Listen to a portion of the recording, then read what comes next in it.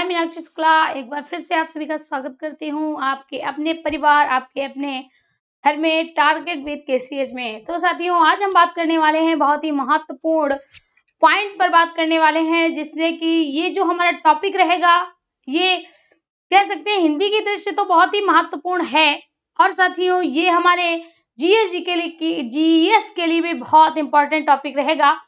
तो कई हमारे साथी लाइव आ चुके हैं, कोमल है, रुचि है, अभी है, नेहा है, और भी हमारे कई साथी आ चुके हैं। सभी को गुड आफ्टरनून। तो चलिए शुरू करते हैं हम अपना आज की क्लास स्टार्ट करते हैं।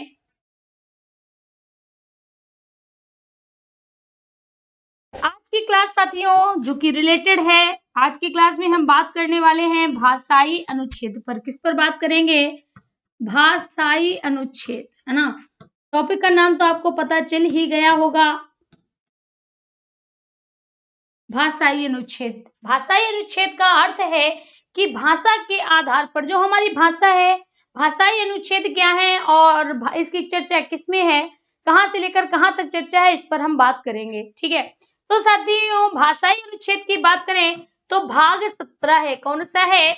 भाग साथियों 17 है, भाग 17 है। और अगर बात करें अनुच्छेद की, अगर हम बात करें अनुच्छेद की, तो अनुच्छेद 300, ध्यान दीजिएगा, 331 से लेकर 351 तक। कहां से साथियों? सॉरी, 343 से लेकर 351 तक, 343 से लेकर 351 तक के विषय में आज हम बात करने वाले हैं।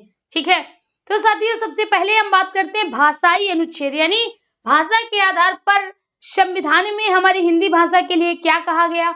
हिंदी को राज्य भाषा घोषित किया गया, राष्ट्रभाषा घोषित किया, संघीय भाषा घोषित किया गया है, ये हमारी क्षेत्रीय भाषा क्या है, इसके विषय में बात करेंगे। तो यहाँ पर हमने क्या देखा अगर प्रश्न कभी पूछा जाए कि भाषाई अनुच्छेद की चर्चा कहाँ से कहाँ तक है, तो आप क्या कहोगे? 343 से लेकर 351 तक है, 343 से लेकर 351 तक है। ठीक है, दूसरा प्रश्न क्या बनेगा कि कौन सा भाग है, तो आप क्या कहोगे? भाग 17। क्या कहोगे? भाग 17। क्लियर, भाग 17, बहुत बढ़िया। अब देखिए, सबसे पहले हम थोड़ा ये चर्चा कर लें कि राज्य भाषा क्या है, राष्ट्रभाषा क्या है, तो हमें चीजों को समझने में आसानी होगी। सबसे पहले हम बात करना चाहेंगे राष्ट्रभाषा पर, राष्ट्रभाषा, है ना। फिर इसके बाद साथियों राज्य भाषा, ठीक है। फिर हम बात करेंगे राजभाषा,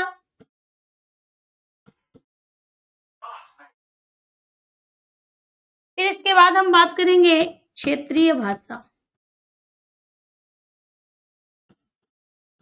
क्षेत्रीय भाषा। ध्यान दीजिएगा, सबसे पहले है राष्ट्रभाषा किसे कहते हैं। तो जैसे कि प्रश्न आ जाता है कि हिंदी क्या है, तो उसमें है राजभाषा है, राष्ट्रभाषा है, राज्य भाषा है या क्षेत्रीय भाषा है, तो हमारा कंफ्यूजन क्रिएट हो जाता है और हम अधिकतर हमारे साथी राष्ट्रभाषा पर क्लिक कर देते हैं। कहने का मतलब है राष्ट्रभाषा पर टिक लगा देते हैं। तो साथियों अगर आपने गलती से भी ऐसा किया तो आपका क्या आपको प्लस पॉइंट मिलेगा या क्या आपका नंबर कट होगा, इसके विषय में बताते हैं। देखिए, राष्ट्रभाषा किसे कहते हैं? राष्ट्र, हमारा भारत क्या है? एक राष्ट्र है। तो भारत ने अपनी कोई भी भाषा, यानी भारत ने किसी एक भाषा को अपनी राष्ट्रीय भाषा नहीं माना है, तो हम क्या कह सकते हैं? हिंदी राष्ट्रभाषा नहीं है। हमारे भारत की कोई राष्ट्रीय भाषा नहीं है, हमारे भारत का कोई भी राष्ट्रीय धर्म नहीं है, हमारे भारत का कोई राष्ट्रीय जाति नहीं है।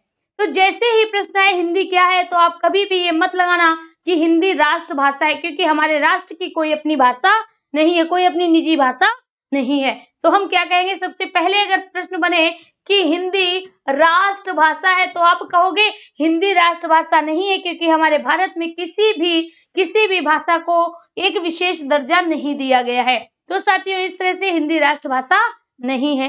क्लियर हो गया? चलिए दूसरा देखते हैं। दूसरा क्या कहता है? दूसरा कहता है राज्य भाषा।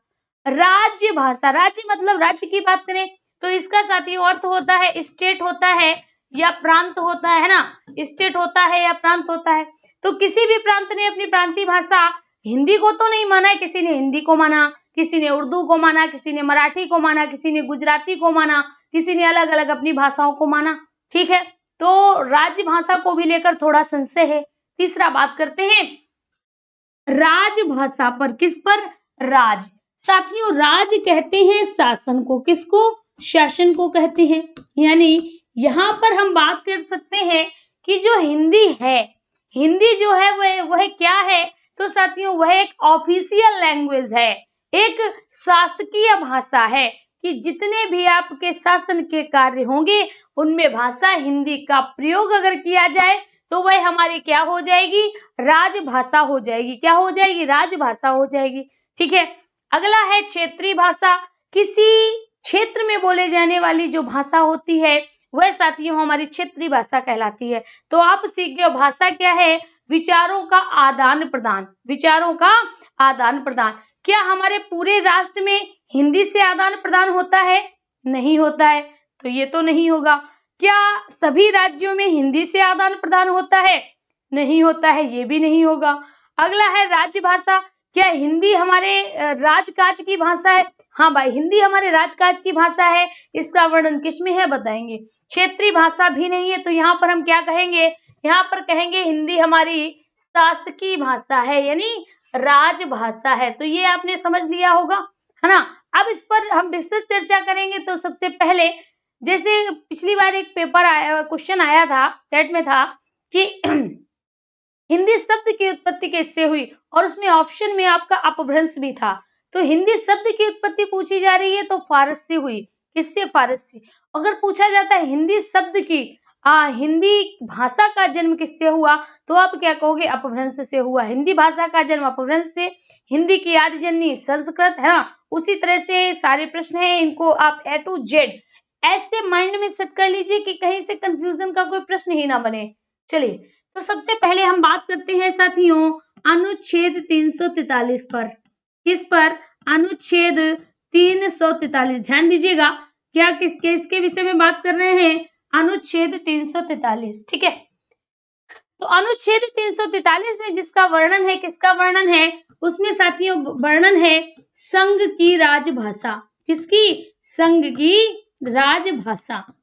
संघ तो आप समझ रहे होगे ना, संघ क्या है? भारत एक राज्यों का संघ है। भारत में कई राज्य मिलकर एक केंद्र बनाया गया है, एक संघ बनाया गया है, और उसी संघ को, उसी केंद्र को हम संघ के नाम से जानते हैं। तो संघ की राजभाषा क्या होगी?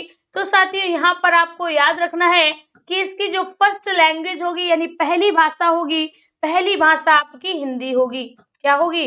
पहली भाषा आपकी हिंदी होगी।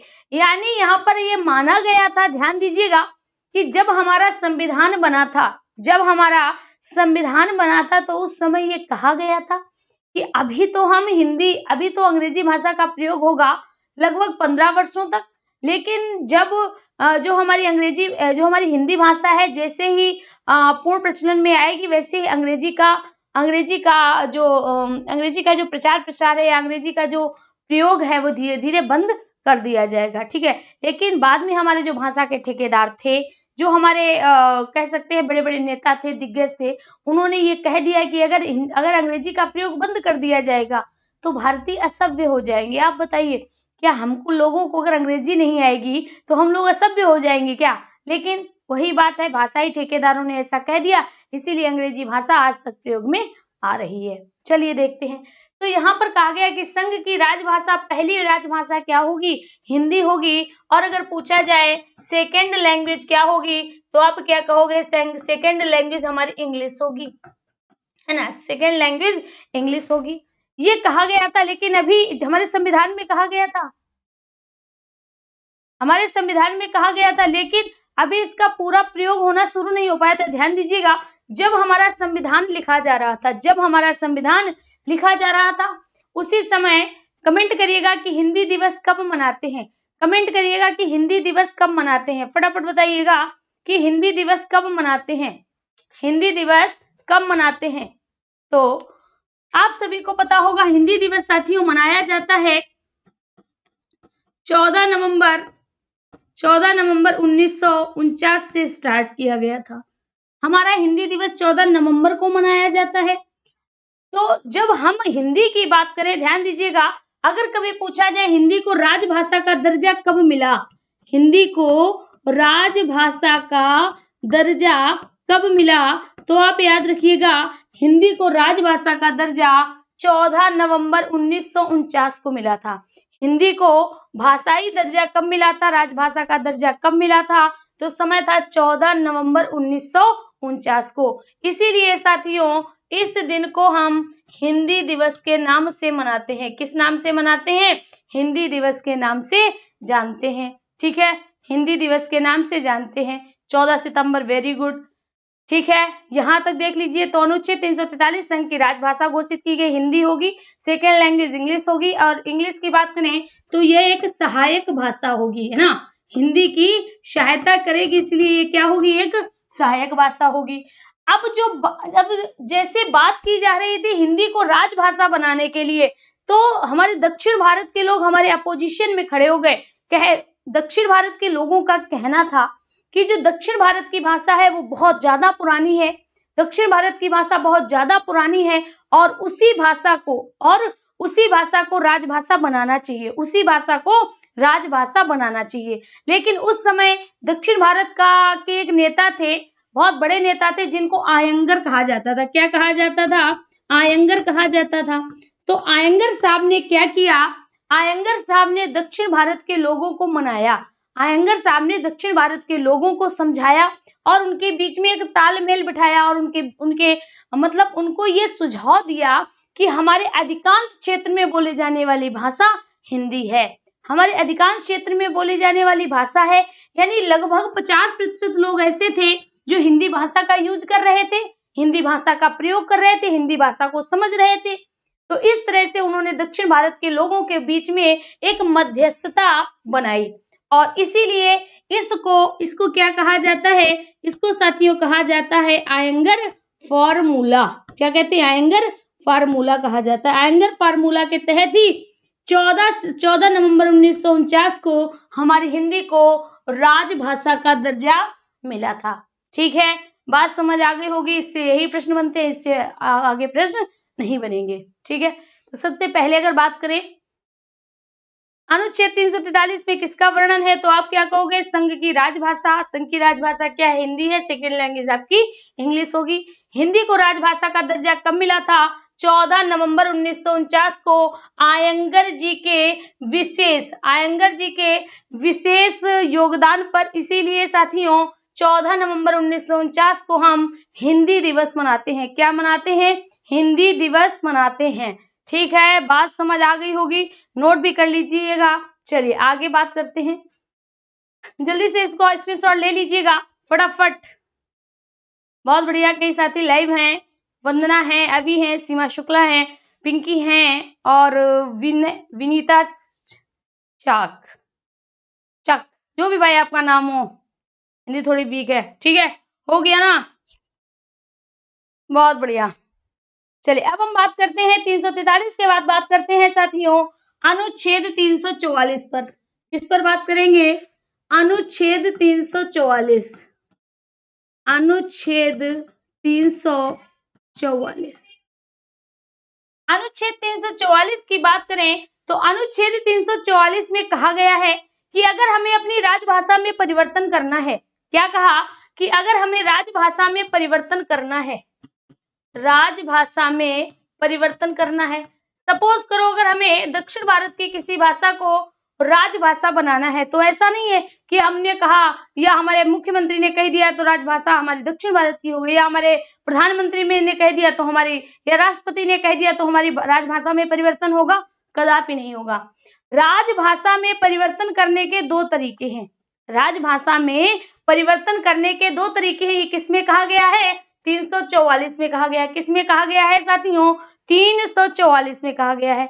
और कैसे राजभाषा में परिवर्तन होगा, तो साथियों फर्स्ट अगर बात करें, सबसे पहला बात करेंगे तो आयोग का गठन किया जाएगा। किसका गठन किया जाएगा, सबसे पहली अगर बात करें तो भाषाई आयोग का गठन किया जाएगा। भाषाई आयोग का गठन किया जाएगा ना, कि सबसे पहले अगर हमें किसी भाषा को परिवर्तित करना है, राजभाषा का परिवर्तन करना है, तो एक भाषाई आयोग का गठन किया जाएगा। ये भाषाई आयोग जो अपनी रिपोर्ट देगा उसको संसद में प्रस्तुत करना पड़ेगा, और अगर 2/3 बहुमत से पारित हो जाता है तो हमारी राजभाषा में परिवर्तन कर दिया जाएगा। ठीक है। दूसरी, इसके अलावा साथियों यहाँ पर संयुक्त समिति, संयुक्त समिति, संयुक्त समिति या हम कह सकते हैं संसदीय समिति, संसदीय समिति, इसी को साथियों कहा जाता है जेपीसी। क्या कहा जाता है? JPC, joint parliament committee, joint parliament committee. यानी जो संयुक्त समिति होगी वो हमारी संसदीय समिति होगी।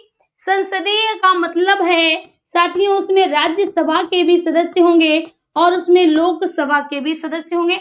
संयुक्त समिति का मतलब भी साथियों यही है कि उसमें राज्यसभा और लोकसभा दोनों सदनों के सदस्य होंगे। ठीक है।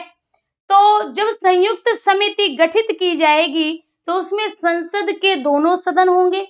दोनों सदनों में जब विचार विमर्श हो गया होगा और जब संसद इसको 2/3 बहुमत से पारित कर देगी, संसद 2/3 बहुमत से अगर पारित कर देगी तो साथियों हमारी राजभाषा में परिवर्तन हो जाएगा। तो राजभाषा में परिवर्तन हो जाएगा। ठीक है। अब अगर पूछा जाए भाषाई आयोग, भाषाई आयोग के प्रथम अध्यक्ष, जल्दी से बताइए, भाषाई आयोग के प्रथम अध्यक्ष, भाषाई आयोग के प्रथम अध्यक्ष बताइए। दूसरा है संयुक्त समिति के प्रथम अध्यक्ष,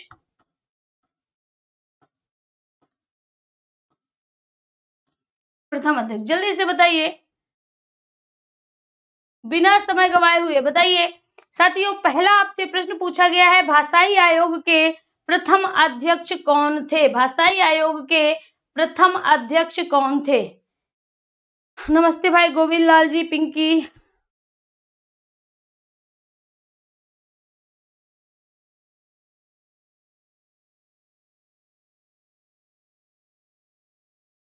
अरे भाई कुछ गलत कर दिया क्या? एक सेकेंड।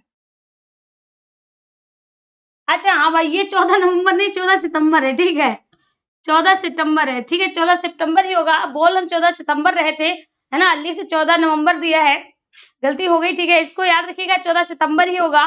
तो 14 सितंबर को ही राजभाषा आयोग, सॉरी, राजभाषा का दर्जा हिंदी को मिला था, इसीलिए हिंदी दिवस 14 सितंबर को मनाते हैं। ठीक है, अब करेक्ट हो गया।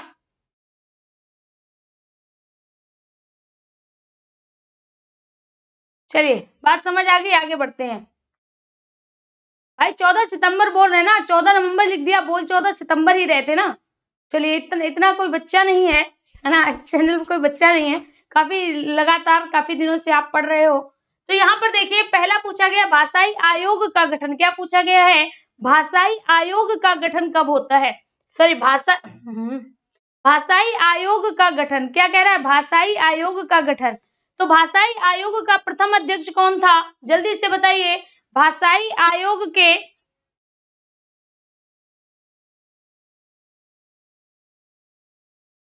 चलिए देखिए यहाँ पर क्या कहा गया, भाषाई आयोग के प्रथम अध्यक्ष होता है क्या? जब आपके कमेंट ज्यादा देख लेते ना तो हम कंफ्यूज हो जाते हैं, हम कंफ्यूजन हमें होने लगता है, इसी वजह से कुछ अगर बताना होता है तो वो मिस हो जाता है। हमने आपके कमेंट को बाद में देखा है। ठीक है, कोई बात नहीं बच्चा, बात करने दो गोविंद, परेशान नहीं हो। देखिए जब हमने आपको बताया था तो हमने उसमें यही कहा था 14 सितंबर, लिखते समय हमसे गलती हो गई, हमने उसको 14 नवंबर कह दिया, तो 14 नवंबर लिख दिया है, लेकिन बोल हम 14 सितंबर रहे, उसको आप भाई करेक्ट कर लीजिए अगर लिखने में गलती हो रही है। ठीक है, चलिए तो देखिए यहाँ पर कह रहे हैं भाषाई आयोग के प्रथम अध्यक्ष कौन थे? भाषा के आधार पर पहला ऐसा आयोग गठित किया गया था और आयोग के गठन में ये कहा गया था कि जो हमारी भाषा होगी वो हिंदी होगी। तो इस आधार पर पहला आयोग जो गठित किया गया था वो भाषाई आयोग कहलाया गया, भाषा के आधार पर। और साथियों इसमें भाषाई आयोग के अगर प्रथम अध्यक्ष की बात करें तो बीजी खेर, कौन थे आपके? बीजी खेर थे, बीजी खेर थे। यहाँ पर ये बात याद रखिएगा, कभी कभी हम इसको क्या करते हैं, गलत कर देते हैं, यहाँ हम फजल अली आयोग कर देते हैं। साथियों ये याद रखना, ठीक है। देखिए यहाँ पर अगर हम बात करें तो जो बीजी खेर है ना, तो बीजी खेर और दूसरा हमने अभी आपको बताया फजल अली आयोग। क्या बताया? फजल अली आयोग, है ना। फजल अली आयोग की बात करें तो राज्य पुनर्गठन आयोग, किसका? राज्य पुनर्गठन आयोग, ठीक है। इसका गठन किस आधार पर हुआ था? तो राज्यों का गठन करना था, इसीलिए फजल अली आयोग का गठन किया गया था। जबकि अगर हम साथियों बात कर रहे हैं भाषा को यानी राजभाषा बनाने की बात कर रहे हैं, तो अगर राजभाषा के आधार पर कभी पूछा जाए कि पहला आयोग कौन सा गठित किया गया था और उसके अध्यक्ष कौन थे, तो आप क्या कहोगे? खेर आयोग का गठन किया गया था और साथियों उसके अध्यक्ष बीजी खेर थे, उसके अध्यक्ष बीजी खेर थे। ठीक है, बात समझ आ गई। दूसरी बात देखिए साथियों, अगली है संयुक्त समिति। संयुक्त समिति अगर पूछा जाए संयुक्त समिति के प्रथम अध्यक्ष कौन थे, संयुक्त समिति के प्रथम अध्यक्ष कौन थे, तो आप यहाँ पर क्या कहोगे? आप कहोगे गोविंद, क्या कहोगे? गोविंद बल्लभ पंत। कौन थे? गोविंद बल्लभ पंत। यहाँ से दो प्रश्न और पूछे जा सकते हैं, यहाँ से दो प्रश्न और पूछे जा सकते हैं। कौन? देखिए यहाँ पर पूछा जाता है हिंदी को प्रथम राजभाषा किसने कहा? हिंदी को प्रथम राजभाषा किसने कहा? यानी हिंदी को प्रथम बार राजभाषा किसने कहा था? तो इस प्रथम बार कहने वाले थे नर्मदा जी। कौन थे? नर्मदा जी थे। नर्मदा जी ने हिंदी को पहली बार राजभाषा कहा था। जबकि दूसरा अगर बात करें, अगर ये कहा जाए हिंदी को राजभाषा की मांग किसने की? हिंदी को राजभाषा की मांग करने वाले कौन थे? मांग करने वाले कौन थे? तो कौन थे साथियों? बाल गंगाधर तिलक। कौन थे? बाल गंगाधर तिलक थे, है ना। ये चीज आप याद रखिएगा। अगर पूछा जाए भाषाई आयोग का गठन, भाषाई आयोग के प्रथम अध्यक्ष बीजी खेर थे। संयुक्त समिति के प्रथम अध्यक्ष गोविंद बल्लभ पंत थे। ठीक है, कौन थे? गोविंद बल्लभ पंत थे, है ना। बात समझ में आ गई? बहुत बढ़िया। वंदना अंशिका सिंह पटेल, वेरी गुड भाई। चलिए यहाँ तक बात समझ में आ गई। तो राजभाषा में परिवर्तन हम ऐसे ही नहीं कर सकते कि जनरली आपने देखा होगा कि जिसकी सरकार आती है उसी के आधार पर नाम परिवर्तित हो जाते हैं। तो अगर हमारी भाषा में परिवर्तन करना इतना आसान होता तो जिसकी सरकार होती वह एक नई राजभाषा का प्रचलन कर देता और अलग अलग सरकारें आती, अलग अलग भाषाओं को राजभाषा बना दिया जाता। जैसे कोई उर्दू को बना देता, कोई मराठी को बनाता, कोई गुजराती को बनाता, कोई हमारी तेलुगु को बनाता, कोई तमिल को बनाता, है ना। तो भले ही तमिल और तेलुगु, ध्यान दीजिएगा क्या कह रहे हैं, भले ही तमिल और तेलुगु हमारी हिंदी से प्राचीन है, हमारी हिंदी से प्राचीन है तमिल और तेलुगु। इसीलिए आपको याद होगा सबसे पहले अपनी डिमांड रखने वाले तमिल तेलुगु ही थे, जिन्होंने कहा हमें आंध्र प्रदेश चाहिए, अलग चाहिए, है ना। तो हिंदी भले ही पुरानी है, हिंदी भले ही इतनी पुरानी नहीं है जितनी तेलुगु और तमिल है, लेकिन बोलने वालों का परसेंटेज अधिक है, प्रतिशतता अधिक है। इसी वजह से इसको क्या कर दिया गया? राजभाषा बना दिया गया, है ना। राजभाषा बना दिया गया है, ये बात आपको याद रखनी है। ठीक है, बात ध्यान से सुनिएगा। तो अनुच्छेद 343, 344 आपका क्लियर हो गया होगा। यहाँ तक कोई भी कंफ्यूजन नहीं होगा। कभी पूछा जाए कि राजभाषा में परिवर्तन कैसे करेंगे, तो जनरली परिवर्तन नहीं कर सकते हैं। इसके परिवर्तन करने के लिए पहली बार तो या तो हमें आयोग का गठन करना पड़ेगा या साथियों संयुक्त समिति, संसदीय समिति या जेपीसी का क्या करना पड़ेगा? गठन करना पड़ेगा। ठीक है, यहाँ तक बात समझ में आ गई? यहाँ तक बात समझ में आ गई? चलिए आगे चलते हैं। अब हम बात करते हैं, जल्दी से स्क्रीनशॉट ले लीजिए। अब हम बात करेंगे 345, अनुच्छेद 345।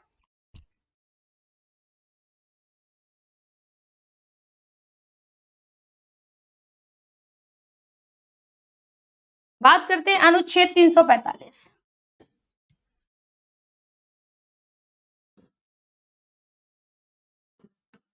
अनुच्छेद 345, देखिए ध्यान दीजिएगा, अगर अनुच्छेद 345 की बात करें, किसकी, अनुच्छेद 345 की बात करें, ठीक है, तो अनुच्छेद 345 में साथियों क्या कहा गया है, इसमें कहा गया है राज्य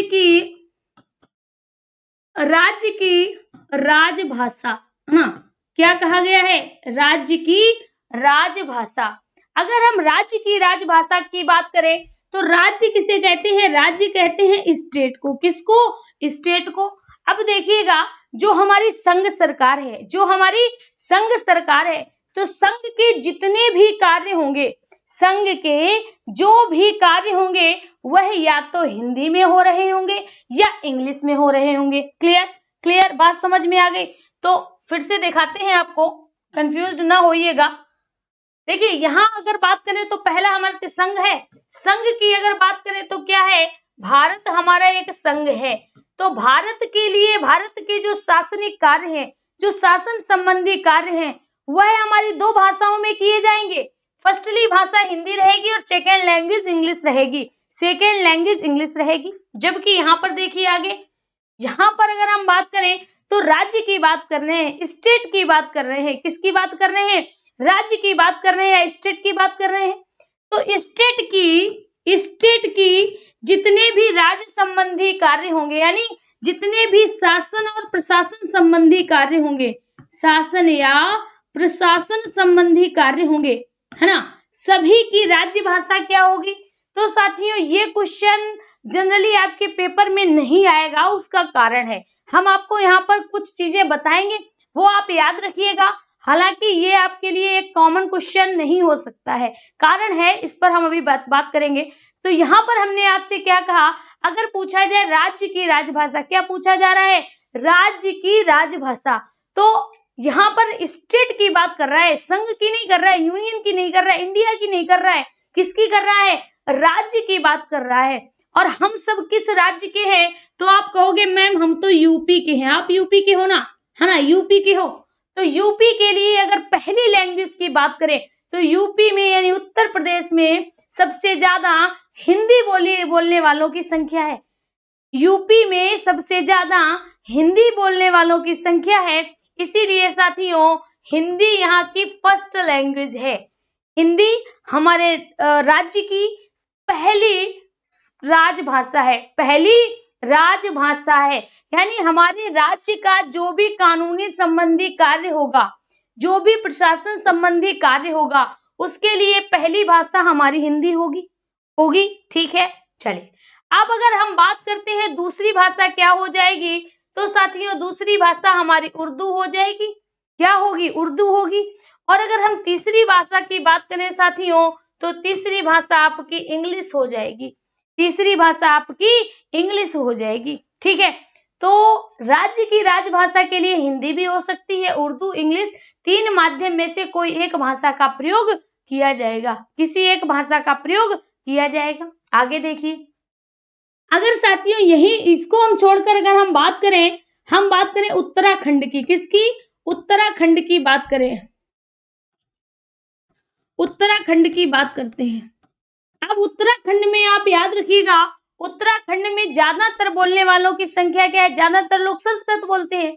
तो यहाँ की पहली लैंग्वेज तो आपकी हिंदी रहेगी, है ना। और अगर बात करें मुख्य रूप से यहाँ पर कौन सी भाषा रहेगी, एसकेटी रहेगी, यानी एसकेटी का अर्थ है संस्कृत। दूसरी आपकी मुख्य भाषा क्या होगी, संस्कृत होगी। और तीसरी भाषा क्या होगी, इंग्लिश होगी, अंग्रेजी होगी, है ना। यहीं पे अगर हम बात करें गुजरात वालों की पहली भाषा गुजराती होगी और दूसरी भाषा इंग्लिश हो जाएगी। बात करें महाराष्ट्र की तो पहली भाषा आपकी मराठी होगी, दूसरी भाषा आपकी इंग्लिश हो जाएगी। अगर साथियों हम बात करें जम्मू कश्मीर की, किसकी बात कर लेते हैं, जम्मू कश्मीर की बात कर लेते हैं, किसकी बात करते हैं, जम्मू कश्मीर, JNK की बात करते हैं, ठीक है।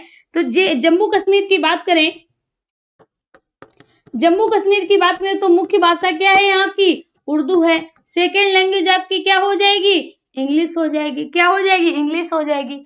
अगर साथियों हम बात करें मणिपुर। अगर हम बात करें मणिपुर, मेघालय, मिजोरम, नागालैंड, है ना, तो यहाँ पर क्रिश्चियन की संख्या ज्यादा है, यहाँ पर क्रिश्चियन की संख्या ज्यादा है और यहाँ की मुख्य भाषा इंग्लिश है, मुख्य भाषा इंग्लिश है। बात समझ में आ रही होगी। तो अगर कभी भी आपसे पूछा जाए कि अनुच्छेद 345 में किसका वर्णन है, तो आप क्या कहोगे? राज्य की राजभाषा, राज्य की राजभाषा। समझ आ गया? तो फिर से एक बार रिकॉल करवाते हैं। 343 में संघ की राजभाषा, है ना, 344 में कि ऐसे ही बदलाव नहीं होते, इसके लिए हमें क्या करना पड़ता है? राजभाषा परिवर्तन करने के कुछ निर्देश दिए गए हैं 344 में। ठीक है, अब बात करते हैं 345। तो राज्य की राजभाषा, किसकी? राज्य की राजभाषा। ठीक है, बात समझ में आ रही है? हिंदी, उर्दू, इंग्लिश। चलिए भाई सुरेश कपरूवन, बहुत बढ़िया। आप बताइए भाई, उत्तराखंड, उत्तराखंड के है ना आप? चलिए भाई उत्तराखंड वाले बताइए जल्दी। सुरेश भाई, आपके यहाँ फेमस भाषा कौन सी है? एसकेटी होगी ना? फटाफट बताइए, जल्दी से बताइए। और भाई हमारे और तो साथी सब उत्तर प्रदेश से हैं, जल्दी से बताएं।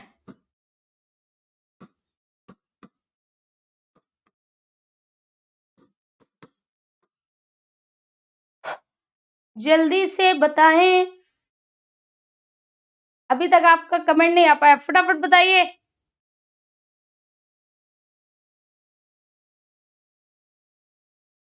ठीक है, चलिए भाई धन्यवाद। यहाँ पर देखिए, अब बात करते हैं अनुच्छेद 346। 346 की बात करें तो पत्रादि की भाषा, किसकी भाषा? पत्रादि की भाषा। अब इसको समझ लो, देखिए बहुत सरल सरल लिखा होता है, लेकिन जब आप कभी पॉलिटी की बुक लेंगे तो उनमें चीजें बहुत डिटेल से दी होती है, जिस वजह से हमें ये नहीं समझ में आता कि हम ऐसा क्या याद करें जो हमें बहुत समय तक याद रहे। चीजें सॉलिड बताते हैं, याद रखना। अच्छा, आप भी यूपी से हो? बहुत बढ़िया राधा सोनी, हम भी भाई यूपी से ही है। देखिए पत्रादि की भाषा, अब पत्रादि की भाषा की बात करें तो यहाँ पर जो बात की गई वो केंद्र व राज्य को लेकर की गई। किसको लेकर?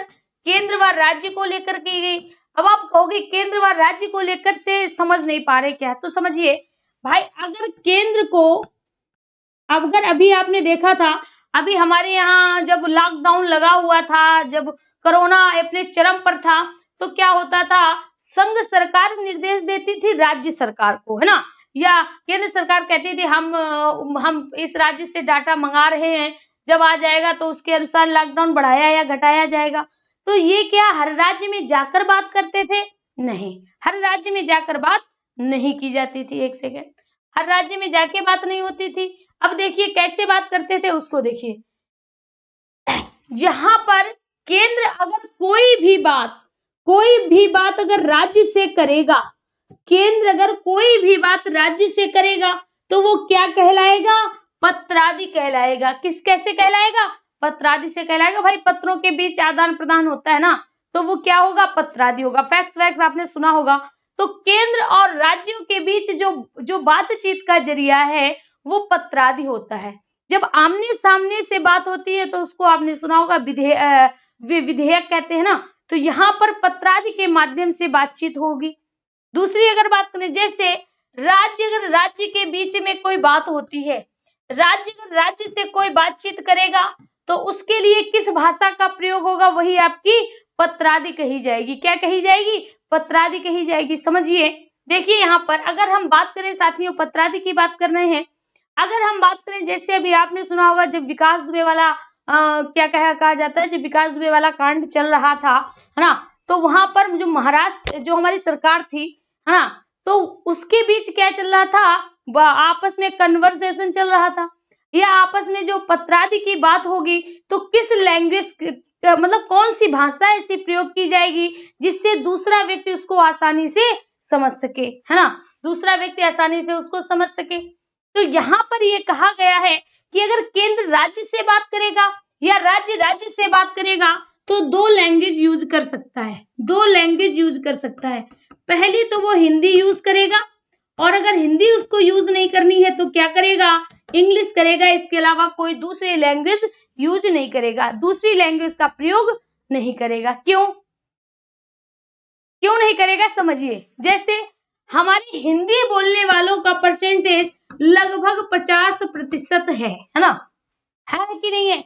और आपने देखा होगा अब इस समय भाई बच्चा इंग्लिश भाषा जानता है। हम लोग इतने अच्छे से इंग्लिश को रिप्रेजेंट नहीं कर सकते हैं जितना अच्छे से बच्चे रिप्रेजेंट कर देते हैं। यानी तो हम उसको क्या कहते हैं, इंग्लिश भी हमारे पूरे भारत में जोर से चले, यानी हिंदी तो दब गई है लेकिन इंग्लिश हमारे पूरे भारत में इंग्लिश का प्रयोग चल रहा है। सभी लोग पूरे, हम कह सकते हैं हमारे पूरे भारत के लोग इंग्लिश भाषा का प्रयोग करना जानते हैं। तो यहाँ पर कहा गया है कि अगर उस राज्य की भाषा हिंदी है, अगर उस राज्य की भाषा हिंदी है जिस राज्य के लिए आप पत्र आदि कर रहे हो तो आप हिंदी में करोगे। और अगर उसको उस राज्य में हिंदी लोग नहीं जानते हैं या हिंदी का प्रयोग नहीं है तो आप क्या करोगे, तो उसको इंग्लिश में पत्रादि करोगे, तो इंग्लिश में आप पत्रादि करोगे जिससे वह आसानी से समझ सके। जैसे सपोज करो हम या आप, ठीक, दोनों लोगों को महाराष्ट्री और गुजराती नहीं आती, यानी मराठी और गुजराती नहीं आती है। अगर कोई व्यक्ति आया, कोई बिहार का है, अगर कोई व्यक्ति आपके सामने मराठी में किटपिट या बिहारी में आपको 4 गालियां भी दे जाता है तो हम लोग नहीं समझ पाएंगे। हम लोग ये नहीं समझ पाएंगे वो हमको गालियां दे गया, हमारे लिए कुछ अच्छा कह गया है ना, नहीं समझ पाओगे ना। इसीलिए कहा गया है कि ऐसी लैंग्वेज यूज करेगा जो लैंग्वेज वहां के लोगों को आती हो, है ना। और उसके साथ अगर नहीं आती तो आप इंग्लिश का प्रयोग करेंगे, इंग्लिश का प्रयोग करेंगे। समझ में आ गया। तो पत्रादि की भाषा केंद्र व राज्य के बीच में 2 रहेगी, या हिंदी रहेगी या इंग्लिश रहेगी, या हिंदी रहेगी या इंग्लिश रहेगी। ठीक है, बात समझ में आ गई। चलिए आगे बात करते हैं 347 पर। आगे बात करते हैं 347 पे, अनुच्छेद 347। चलिए यहाँ तक अगर किसी कोई दिक्कत है, हाँ भाई सब अंग्रेज बनने की कोशिश कर रहे हैं, इसीलिए तो हमारी भारत की स्थितियां खराब होती जा रही हैं, इसीलिए हमारे भारत की स्थितियां खराब होती जा रही हैं। ठीक है, अब देखिए अगला कहा गया है, ध्यान दीजिएगा, अगला कहा गया है कि राष्ट्रपति द्वारा अगर जनसंख्या बाहुल्य के अनुसार या जनसंख्या की मांग के अनुसार राष्ट्रपति द्वारा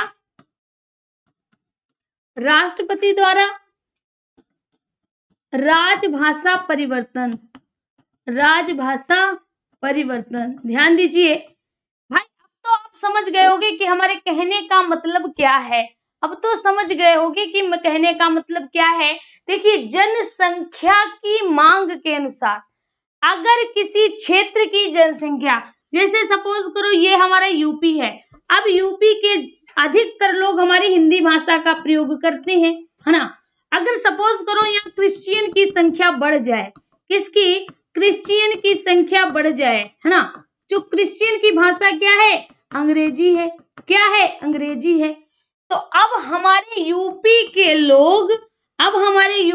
लोग क्या कहेंगे, यूपी के लोग ये कहेंगे कि ऐसा है, अब जो हिंदी है, हिंदी कम लोग बोलते हैं और अच्छी भाषा भी नहीं है, तो हिंदी का प्रयोग ना करके अंग्रेजी को राजभाषा बनाया जाए। क्या मांग करेंगे कि अंग्रेजी को राजभाषा बनाया जाए। ऐसी जब मांग करेंगे तो यहाँ पर ये अधिकार किसको दिया गया है, राष्ट्रपति को दिया गया है कि राष्ट्रपति द्वारा राजभाषा परिवर्तन किया जाएगा, राष्ट्रपति द्वारा राजभाषा परिवर्तन किया जाएगा। ठीक है, अब देखिए राजभाषा का परिवर्तन ऐसे नहीं हुआ कि राष्ट्रपति ने कह दिया कि आज से यूपी की जो राजभाषा होगी वह हिंदी ना होके इंग्लिश होगी। ऐसे नहीं होगा मेरे भाई, ऐसे नहीं होगा। मानक वही रहेगा। पहले वाला क्या रहेगा, ध्यान दीजिएगा।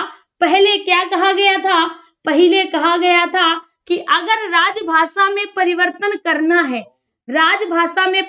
करना है तो क्या होगा, राजभाषा आयोग का गठन होगा। राजभाषा आयोग का गठन होगा। अगर राजभाषा आयोग का गठन नहीं करना है तो भैया कोई बात नहीं, आप जेपीसी का गठन कर लो। किसका? जेपीसी का गठन कर लो, यानी ज्वाइंट पार्लियामेंट कमेटी का गठन कर लो। और ये कमेटी जो कहे उसी के आधार पर राजभाषा का परिवर्तन हो जाएगा, उसी के आधार पर राजभाषा का परिवर्तन हो जाएगा। बोलिए यहाँ तक सभी को समझ आया? यहाँ तक सभी को समझ आया? तो आपका 347 हो गया पूरा। 347 तक किसी कोई डाउट? फटाफट कमेंट करिएगा। क्या हो गया राधा सोनी जी, आप क्यों भाई रोने लगी? ठीक है, यहां तक आप सभी को समझ आ गया होगा। आगे देखिए, अनुच्छेद 347 के बाद अनुच्छेद 348।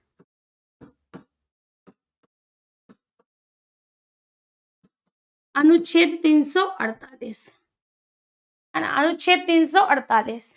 अब अनुच्छेद 348 में कहा गया है, अनुच्छेद 348 में कहा गया है कि जो हाई कोर्ट है ना, हाई कोर्ट और जो हमारा सुप्रीम कोर्ट है, यानी हाई कोर्ट और सुप्रीम कोर्ट की भाषा भैया क्या रहेगी?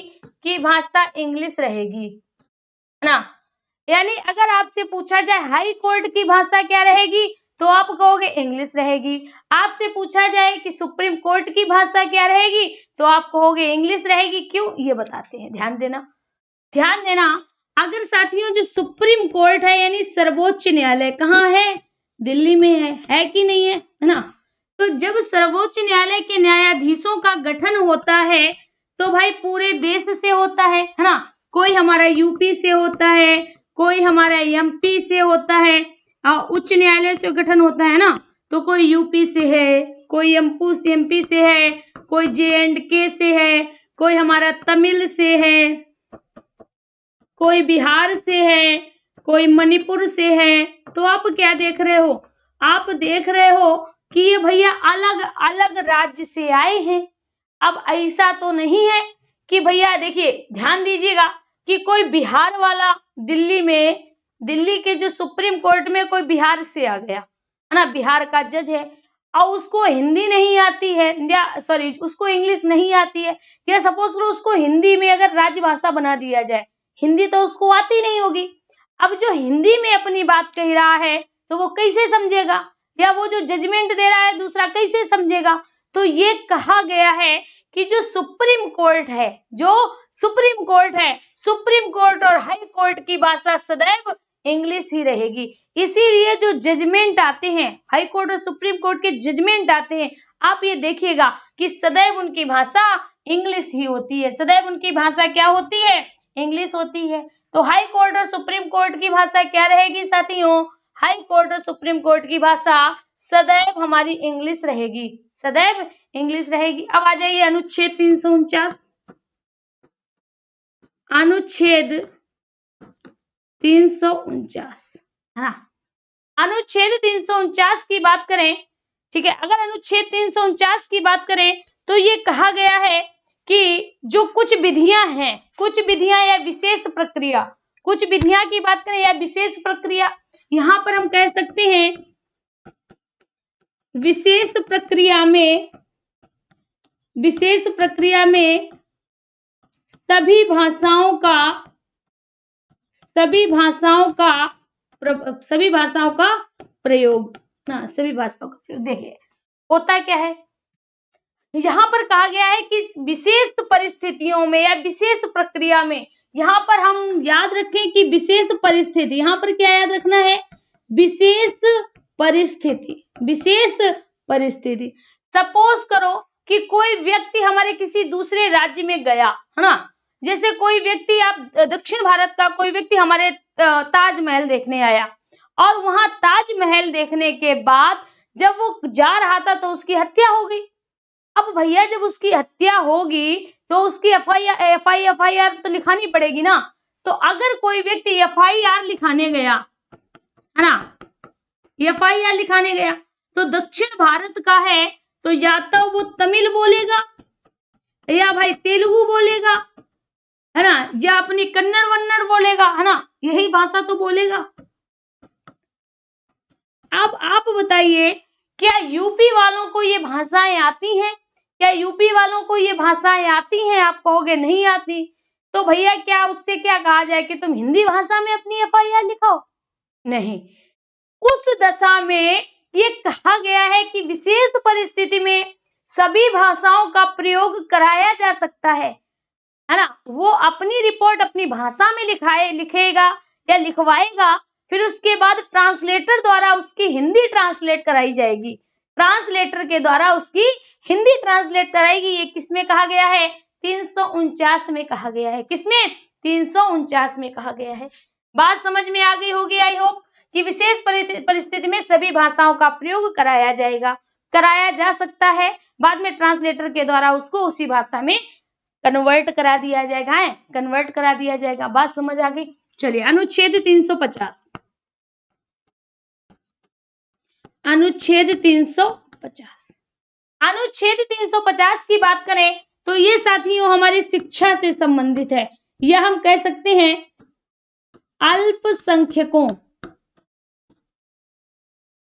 अल्पसंख्यकों के लिए है। किसके लिए है?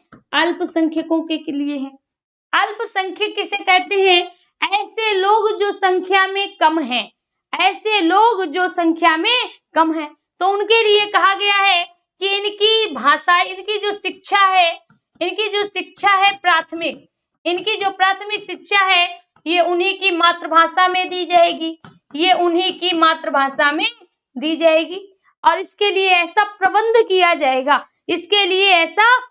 किया जाएगा। तो अल्पसंख्यकों के लिए क्या है? इनकी शिक्षा, कौन सी शिक्षा? प्रारंभिक शिक्षा। तो ऐसे लिख दें, इनकी प्रारंभिक शिक्षा इनकी मातृभाषा में दी जाएगी। जैसे अगर कोई बिहार का है, है ना, सॉरी बिहार का नहीं, जैसे अगर कोई मोहम्मदन है ना, तो उसकी शिक्षा का प्रबंध, क्योंकि ये हमारे किसमें आते हैं? अल्पसंख्यक में आते हैं, तो इनकी प्रारंभिक शिक्षा इन्हीं की मातृभाषा में दी जाएगी। ऐसा प्रबंध सरकार करेगी, ऐसा प्रबंध सरकार द्वारा किया जाएगा। ठीक है, बात समझ में आ गई? सभी के कमेंट आ रहे बहुत फास्ट, वेरी गुड। ठीक है, चलिए आगे देखिए। आगे की बात करें तो दूसरा इसी में आता है भाषाई अल्पसंख्यकों के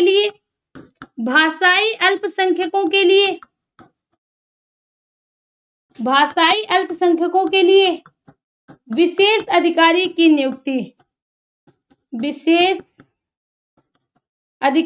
नियुक्ति। देखिए, जगह जगह पर ट्रांसलेटर होते हैं, जैसे हर विभाग में एक ट्रांसलेटर होता है। तो ट्रांसलेटर क्या करता है? एक भाषा को दूसरी भाषा में ट्रांसलेट करता है। यानी हर भाषाओं के ट्रांसलेटर होते हैं जो क्या करते हैं? एक भाषा का दूसरी भाषा में ट्रांसलेट कर देते हैं। आप क्या देखिए, जब यूरोपीय कंपनियां हमारे देश में आई तो भारतीयों को शिक्षा दी। क्यों दी? क्योंकि भारतीयों को वो ट्रांसलेटर बना सके। तो ऐसे ही कहा गया कि अल्पसंख्यकों के लिए, जो संख्या में कम है, उनके लिए विशेष अधिकारी की नियुक्ति की जाए, उनके लिए ट्रांसलेटर्स की नियुक्ति की जाएगी, ऐसा कहा गया। ठीक है, चलिए आगे देखिए। अब साथियों अनुच्छेद 351